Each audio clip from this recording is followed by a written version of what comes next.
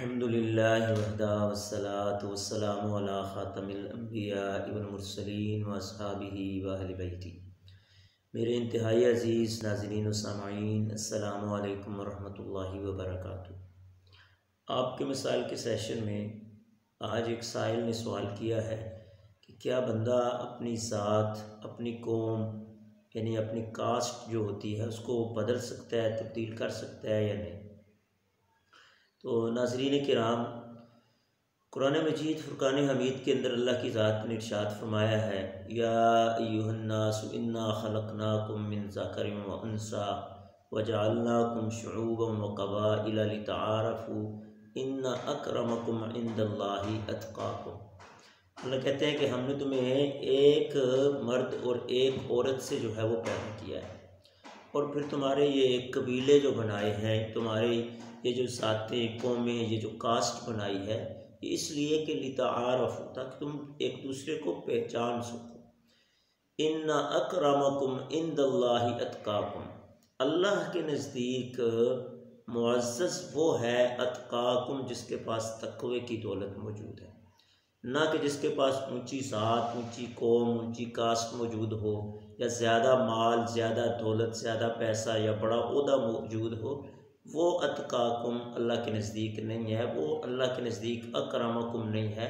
اللہ کے نزدیک وہ معزز ہے جس کے پاس اتقاکم تقوی کی دولت موجود ہے۔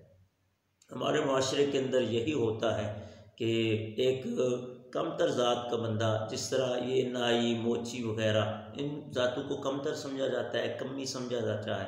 اگر کوئی بندہ ان سے تعلق رکھتا ہے اور پھر اچانک اس کے پاس کیا ہے، دولت کی فراوانی ہوتی ہے، تو اس کی کوشش یہ ہوتی ہے کہ اب میں اپنی قوم کو، اپنی ذات کو تبدیل کر لوں، کیونکہ وہ بھی پھر اس کو حقیر اور گھٹیا جو ہے وہ سمجھنا شروع ہو جاتا ہے۔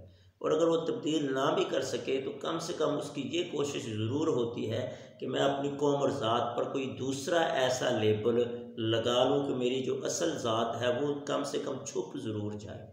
اور رسول اللہ صلی اللہ علیہ وسلم نے بھی یہی ارشاد فرمایا ہے، ان اللہ لا ينظر الى صورکم و اموالکم، اللہ نہ تمہاری شکلیں دیکھتا ہے، نہ تمہارا مال دیکھتا ہے کہ تمہارے پاس مال کیا ہے، ولکن ينظر الى قلوبکم و اعمالکم، اللہ تمہارا دل دیکھتا ہے کہ تمہارے دل میں اللہ کا خوف، ڈر، تقوی کتنا ہے اور تمہارے اعمال کیسے ہیں۔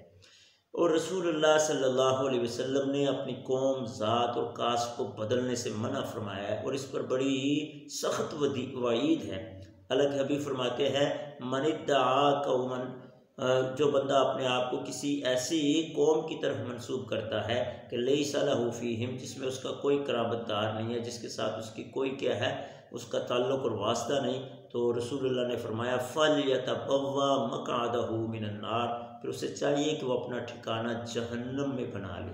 اس لیے کیا ہے، دولت کی فراوانی ہو یا نہ ہو، کیونکہ معزز بندہ بنتا ہے تقوی سے، اللہ کے خوف اور ڈر اور اعمال سے۔ معزز بندہ کسی اونچی قوم کی طرف اپنے آپ کو منسوب کرنے سے نہیں بنتا۔ اسی لیے رسول اللہ صلی اللہ علیہ وسلم نے، جو اللہ نے آپ کو قوم دی ہے، ذات دی ہے، جس میں پیدا کیا ہے، اسی میں رہنا چاہیے۔ کسی بڑی قوم کی طرف منسوب کرنے سے بندہ معزز نہیں ہوتا۔ اسی لیے رسول اللہ صلی اللہ علیہ وسلم نے اپنی قوم، ذات اور کاسٹ کو تبدیل کرنے سے منع کیا اور اس پر جہنم کی وعید سنائی۔ اللہ کی ذات ہم سب کو متقی بننے کی توفیق عطا فرمائے۔ وما علینا الا البلاغ۔